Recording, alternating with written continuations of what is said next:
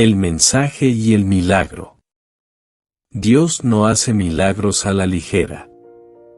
A través de toda la historia de la salvación, de Josué a Moisés, hasta los 12 apóstoles y los santos de la Iglesia Católica a lo largo de los siglos, Dios permitió milagros con un propósito fundamental, que sirviesen como una credencial divina en favor de un testigo que en su nombre invoca el milagro.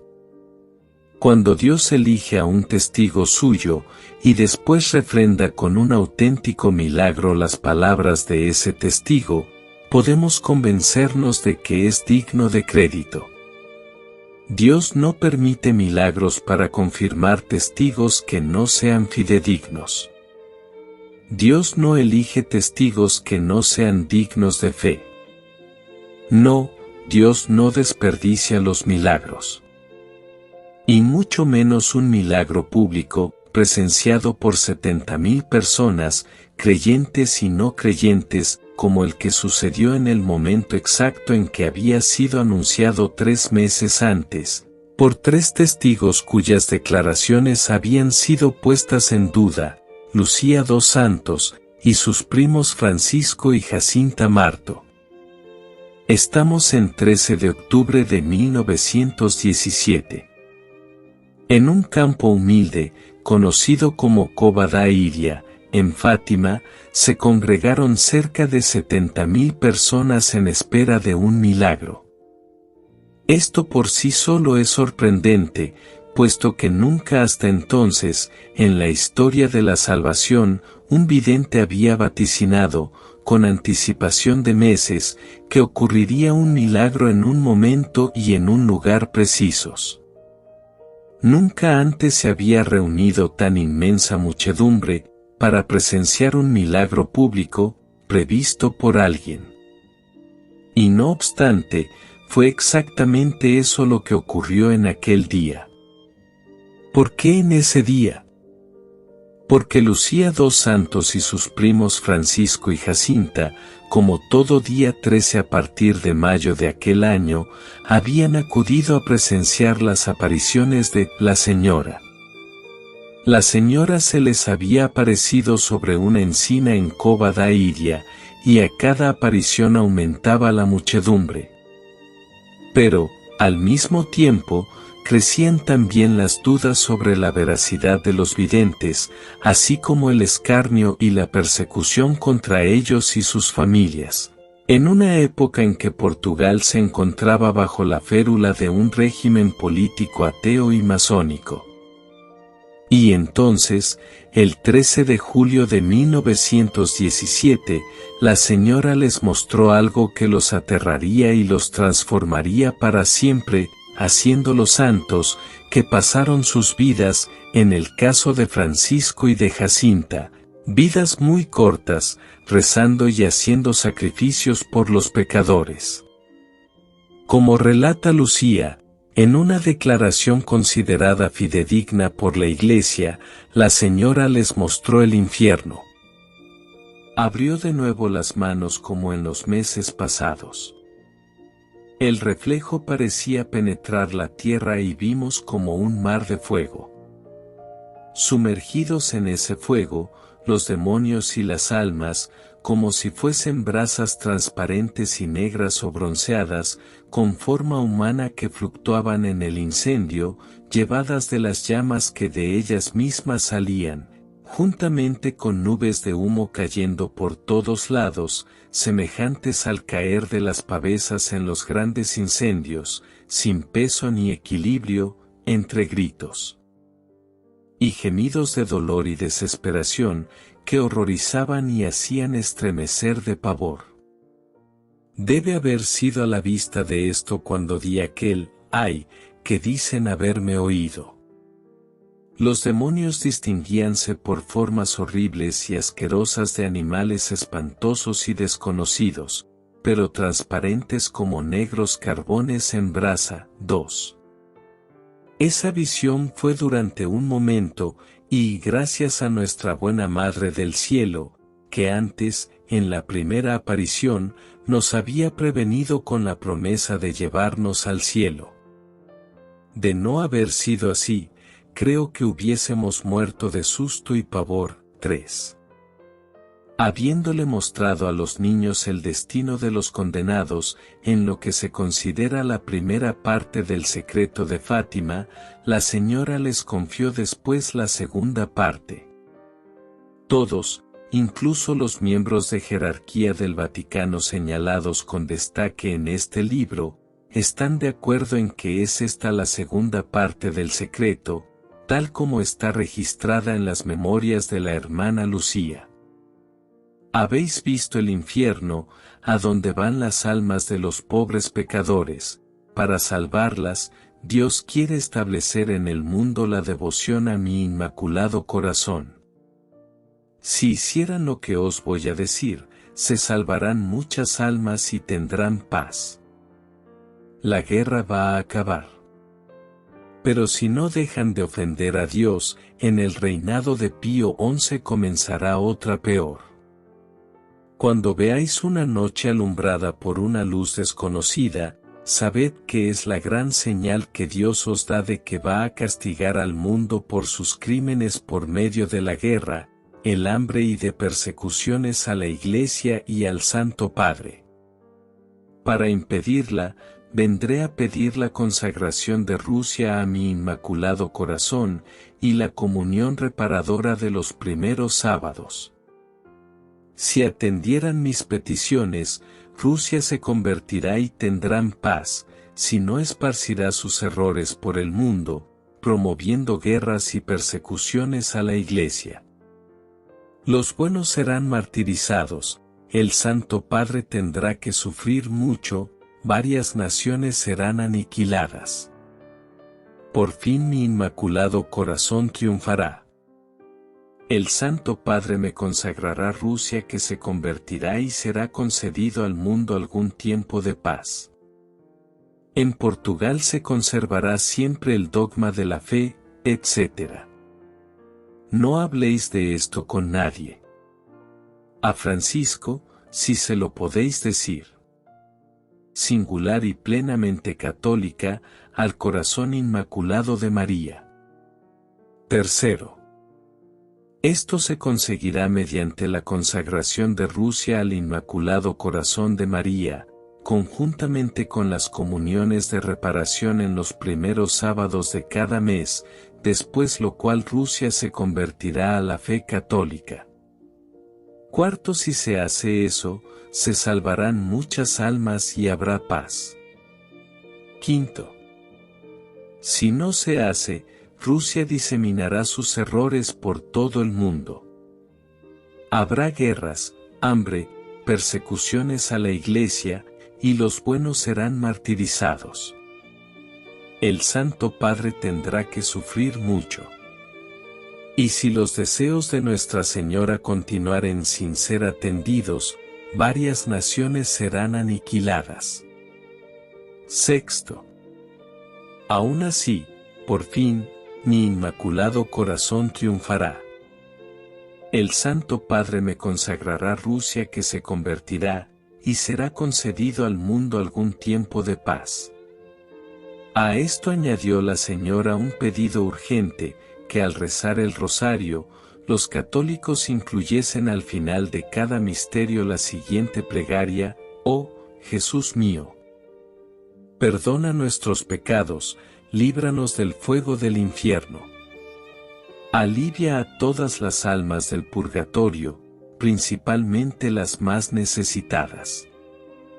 En obediencia a la exhortación de la señora, lo que constituye, además, una especie de testimonio de la autenticidad de sus apariciones en Fátima, la Iglesia incluyó esa oración en el rosario, y los católicos la rezan hasta hoy.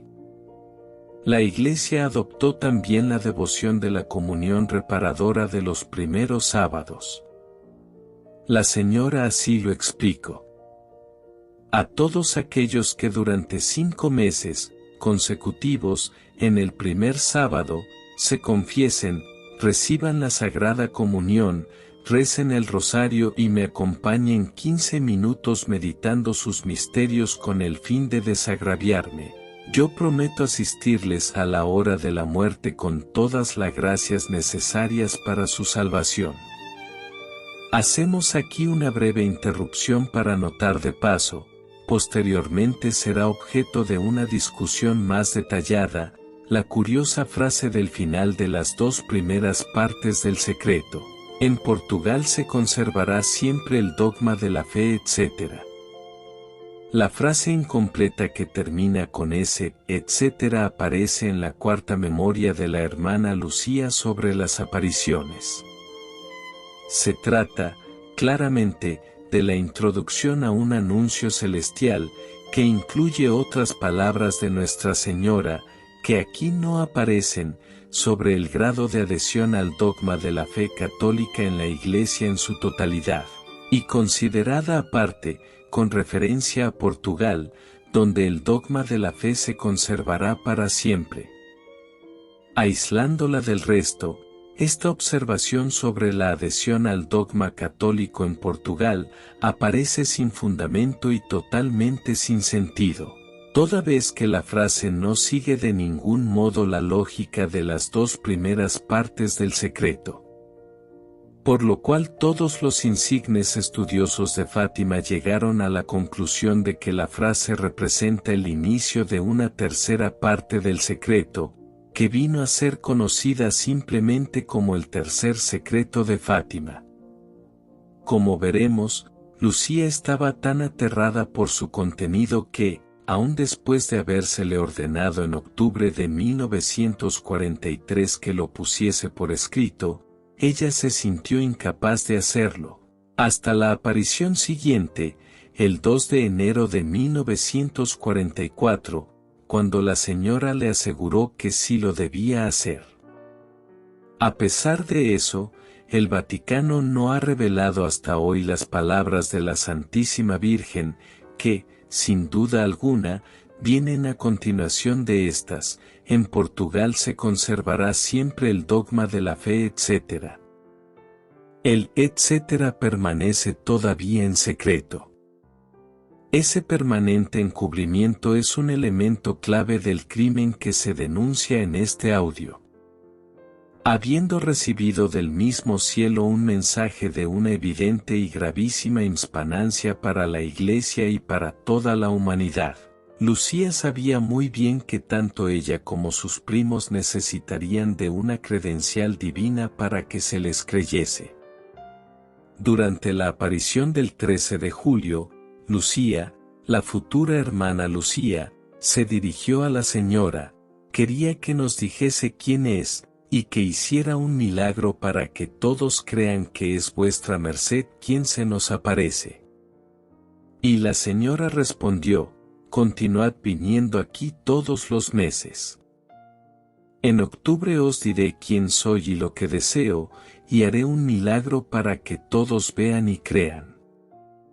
En apariciones posteriores, la señora repitió esta promesa a Lucía y a los otros videntes, el 19 de agosto y, una vez más, en Cova da Iria, el 13 de septiembre.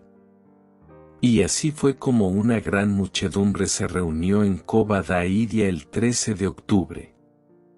Y precisamente a la hora anunciada en julio, las 12, mediodía solar, las 13:30 por los relojes de Portugal, tiene inicio un suceso espantoso. Inesperadamente, puesto que una lluvia torrencial había convertido a Cova da Iria en un lodazal, Lucía le dice a la muchedumbre que cierren los paraguas. Ella entonces entra en éxtasis y la señora, apareciéndosele otra vez, primero le dice, tal como le había prometido, quién es y lo que desea, quiero decirte que construyan aquí una capilla en mi honor. Yo soy la Señora del Rosario. La Señora es la Madre de Dios, la Santísima Virgen María, que desde aquel momento también será conocida bajo la advocación de Nuestra Señora de Fátima, uno de los muchos conferidos por la Iglesia a la Santísima Virgen. Por supuesto, se construyó la capilla, e igualmente se reconstruyó, después que, el 6 de marzo de 1922, hubiera sido arrasada por una bomba, allí colocada por los amigos de El Ojalatero, apodo del autócrata masónico del municipio de Ourem. Y en ese momento comenzó el milagro. Reproducimos aquí el testimonio de un periodista al que de ningún modo se puede acusar de parcialidad en este tema, y eso, por un buen motivo.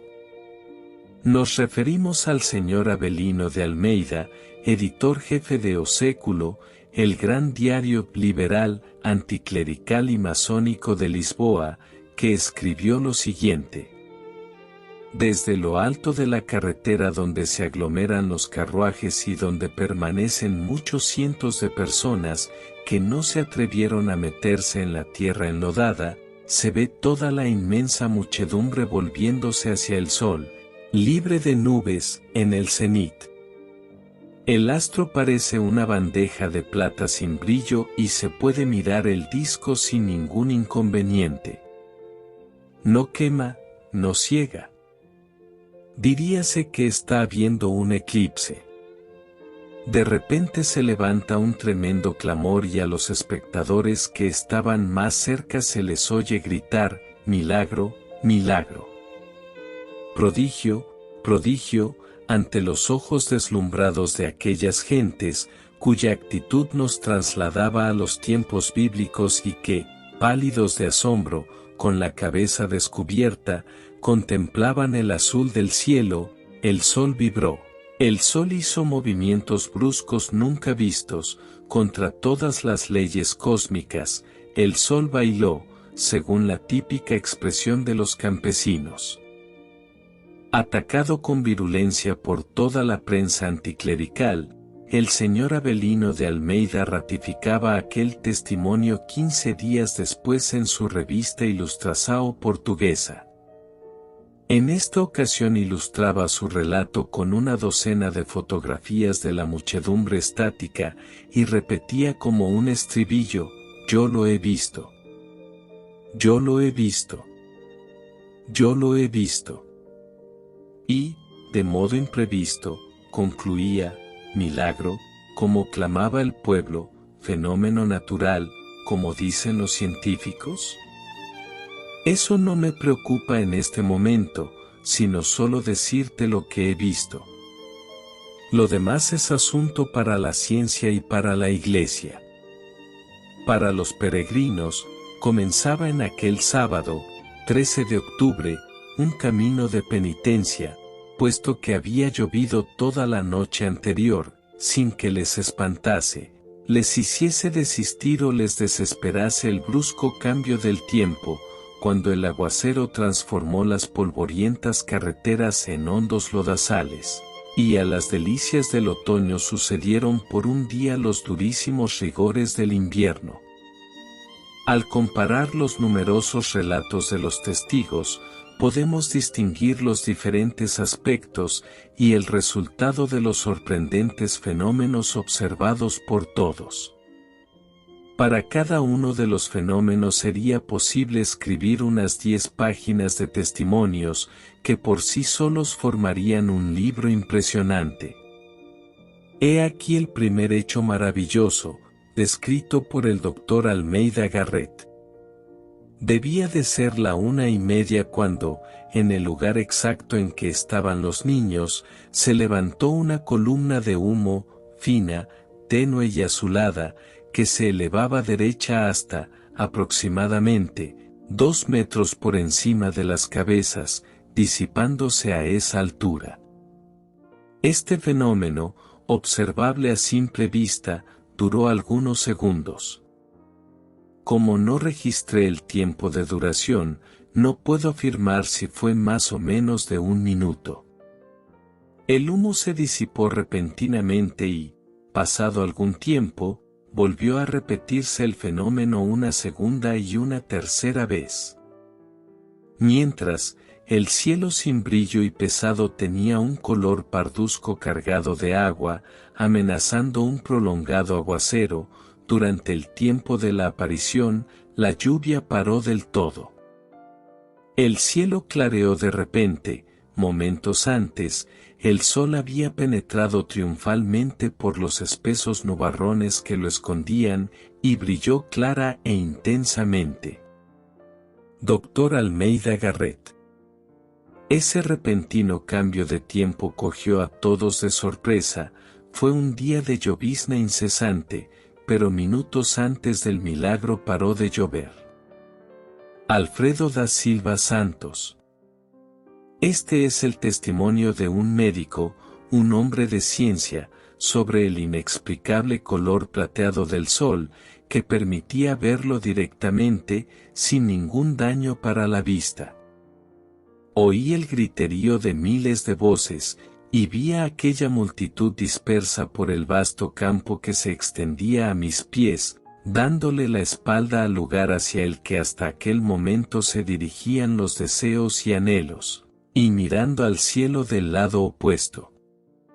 Me volví hacia ese imán que atraía todas las miradas y pude verlo semejante a un disco de contorno nítido, luminoso y luciente, pero sin causar desazón, que no era como el sol cuando se ve a través de la neblina. No había en aquel momento, porque no era opaco, difuso ni velado. En Fátima había luz y calor, y se mostraba nítido y con los bordes bien definidos, como una mesa de juego. Lo más maravilloso fue que, durante mucho tiempo, se pudiese observar el astro, llama de luz y brasa de calor, sin lastimar los ojos ni dañar la retina. Doctor Almeida Garrett. Por el mismo estilo, el testimonio del editor jefe de O Século. Y se asiste entonces a un espectáculo único e increíble para quien no lo ha presenciado. Desde lo alto de la carretera, se observa que toda la inmensa multitud se vuelve hacia el sol, que se muestra libre de nubes, en el cenit. El astro parece una bandeja de plata sin brillo y se puede mirarlo sin ningún inconveniente. No quema, no ciega. Diríase que está habiendo un eclipse. Artículo del 15 de octubre de 1917. De igual modo otros afirmaban, uno podía mirar hacia el sol como se mira hacia la luna. María do Carmo. Se podrían multiplicar interminablemente los testimonios sobre el fenómeno solar que ocurrió enseguida, atestiguado incluso por el laico editor jefe de un periódico anticlerical. Veamos algunos otros. Temblaba tanto. Parecía una rueda de fuego. María da Capellina. El sol giraba en uno y otro sentido como una rueda de fuego y transformaba todo en los colores del arco iris. María do Carmo. Era como un globo de nieve girando sobre sí mismo. Padre Lourenço. Este disco tenía un movimiento vertiginoso. No era el centelleo de un astro en plena vida. Giraba sobre sí mismo a una velocidad alucinante. Doctor Almeida Garrett. En cierto momento, el sol se detuvo y después empezó a danzar, a bailar, paró otra vez y otra vez volvió a danzar. Tío Marto. El sol adquirió los colores del arco iris. Todo adquiría esos mismos colores, nuestros rostros, nuestra ropa, la misma tierra. María do Carmo. Una luz, cuyos colores se alteraban velozmente, se reflejaba en la gente y en las cosas. Doctor Pereira Gens. Lo que sucedió enseguida constituye el aspecto más aterrador del milagro, con implicaciones muy serias para nuestra época, en la que la humanidad ha perfeccionado la capacidad de destruir el mundo entero con fuego proveniente del cielo. El sol pareció desprenderse del firmamento y precipitarse sobre la tierra. De repente se oyó un clamor, como un grito de angustia de toda aquella muchedumbre. Manteniendo la velocidad de su rotación, el sol parecía suelto en el firmamento y con un color sanguíneo, para precipitarse sobre la tierra, amenazando aplastarnos a todos con su masa abrasadora. Fueron algunos segundos pavorosos. Dr. Almeida Garrett. Vi el sol girando y parecía que estaba bajando.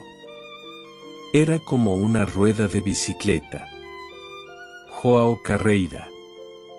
El sol empezó a bailar y en cierto momento pareció que se desprendía del firmamento y se iba a precipitar sobre nosotros. Alfredo da Silva Santos. Lo vi claramente bajando. Parecía que se desprendía del cielo, como si fuera a estrellarse contra la tierra. Y se detuvo por algún tiempo a poca altura de nuestras cabezas. Esa arremetida duró muy poco. Parecía que se encontraba muy cerca de las personas, pero enseguida retrocedía. María do Carmo. Inmediatamente surge el sol con su circunferencia bien nítida. Se acerca como a la altura de las nubes y comienza a girar vertiginosamente sobre sí mismo, como una rueda de fuego presa a un eje, con algunas intermitencias, durante unos 8 minutos. Padre Pereira da Silva. De repente, parecía que bajaba en zigzag, amenazando desplomarse sobre la tierra. Padre Lourenço. Vi el sol girando a gran velocidad y muy cerca de mí. Padre João Gómez Menitra. Por fin, el sol se detuvo y todos dieron un suspiro de alivio. María da Capelina. De aquellos miles de bocas oí aclamaciones de fe y amor a la Santísima Virgen. Y entonces hube de creer.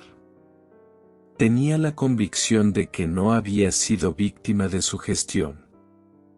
Vi aquel sol como nunca más lo volvería a ver. Mario Godino, ingeniero. Otro hecho sorprendente, toda esa multitud, que en su gran mayoría se había empapado hasta los huesos, percibió con alegría y asombro que estaban secos. Este hecho es atestiguado en el proceso canónico de los pastorcitos Jacinta y Francisco, beatificados el 13 de mayo del 2000. Cuando menos lo esperábamos, notamos la ropa totalmente seca. María do Carmo. Mi traje se secó en un instante. João Carreira. El académico Márquez da Cruz declaró lo siguiente. Como es fácil comprender, la inmensa multitud estaba empapada, puesto que desde la madrugada hasta aquella hora llovió sin parar. Sin embargo, aunque parezca increíble, pasado el milagro, todos se sintieron bien, con la ropa seca, lo cual provocó gran admiración. Decenas y decenas de personas con quienes he convivido desde niño, absolutamente honrados y que viven todavía, 1937, así como personas de varias provincias, allí presentes, me garantizaron la verdad de estos sucesos, con la máxima franqueza y sinceridad.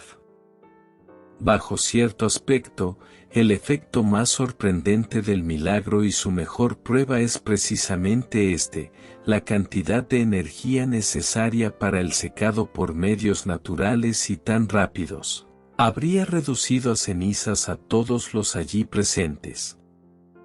Considerando que esta característica del milagro va en contra de las leyes de la naturaleza, jamás podría haber sido obra del demonio. Y, finalmente, hubo también milagros morales, la conversión de muchos.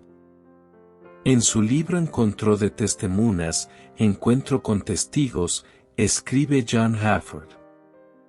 El comandante del destacamento acampado aquel día en la sierra, con órdenes para que se impidiese la aglomeración del pueblo, se convirtió instantáneamente.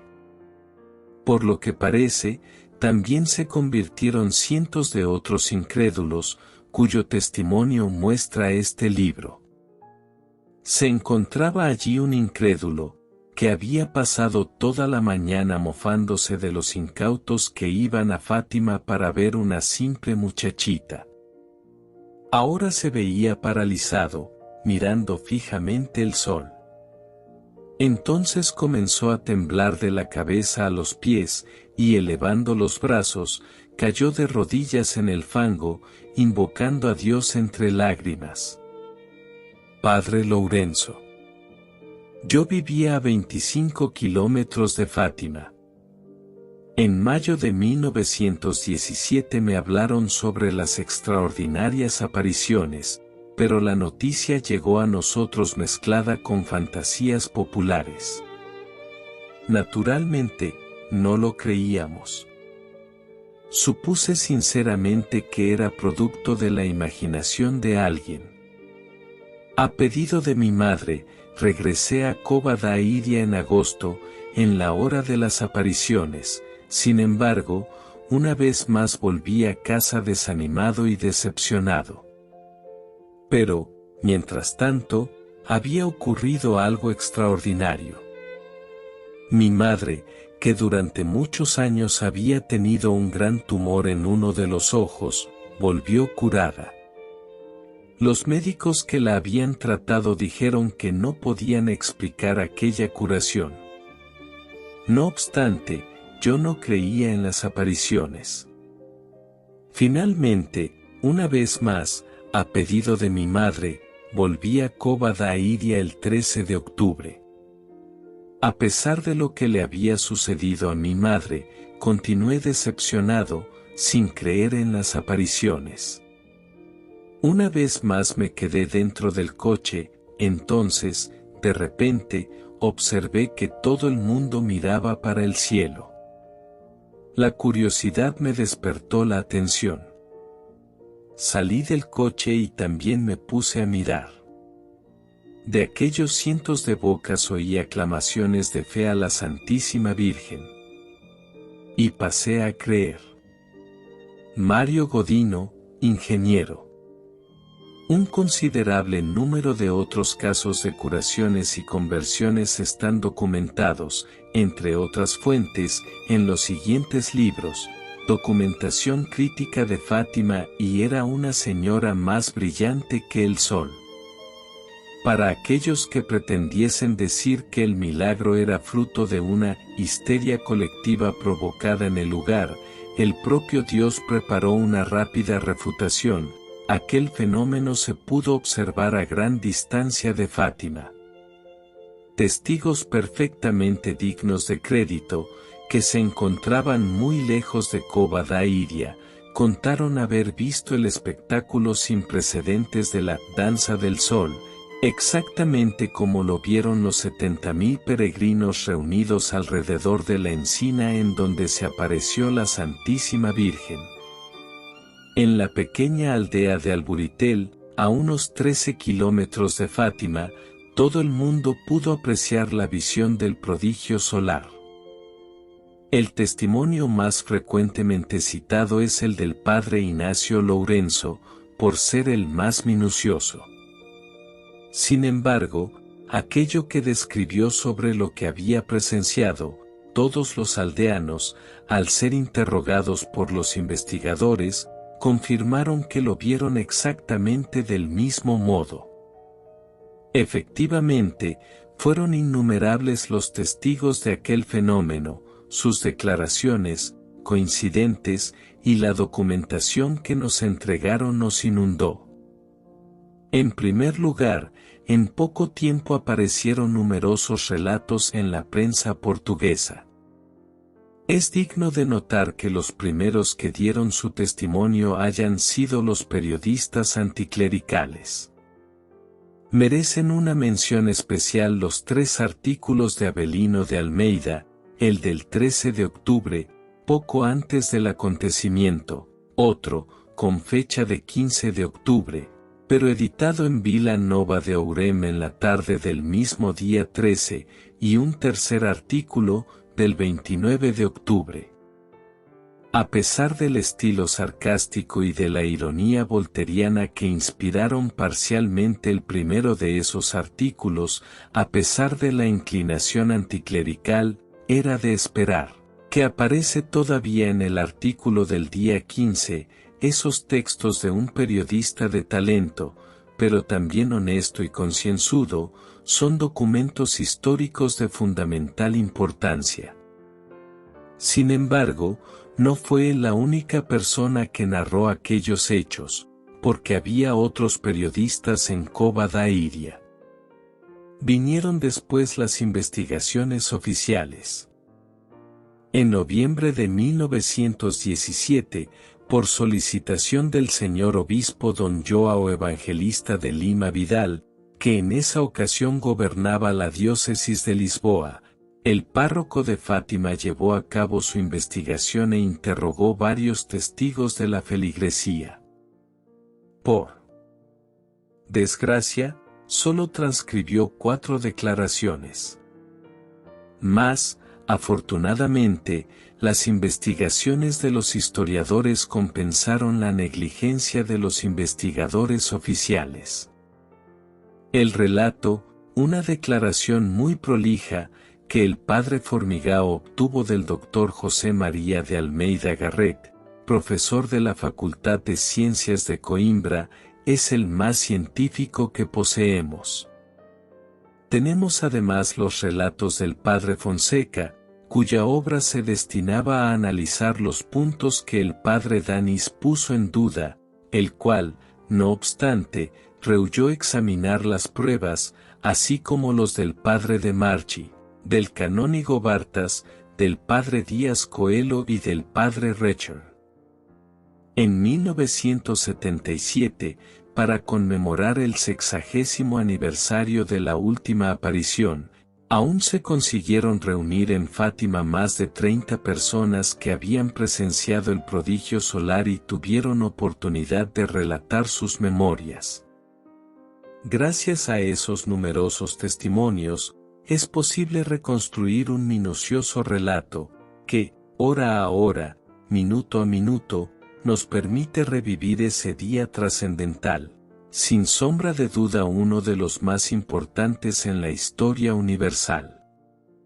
En efecto, las pruebas del milagro del sol, el 13 de octubre de 1917, fueron tan convincentes que hasta Hollywood quiso corroborar su autenticidad con un film clásico, con el actor Gilbert Roland, que lleva el título de The Miracle of Our Lady of Fatima, y que aún hoy se puede adquirir en video. ¿Por qué fue tan importante ese día? Porque fue el día en que un mensaje del cielo, de la Madre de Dios, traído por ella, fue autenticado con tal fuerza que no pudiese suscitar ninguna duda razonable, un mensaje que, pasados más de 89 años, se halla en el centro de la crítica situación por la que, en este preciso momento de la historia humana, atraviesan la Iglesia y el mundo, ofreciéndonos una solución posiblemente la tuya, caro lector, la exaltación de la Iglesia y la supervivencia de la propia civilización en esta era de la humanidad. Fue precisamente ese el motivo por el que la Madre de Dios confió el mensaje de Fátima a nuestro mundo, cada vez más expuesto al peligro.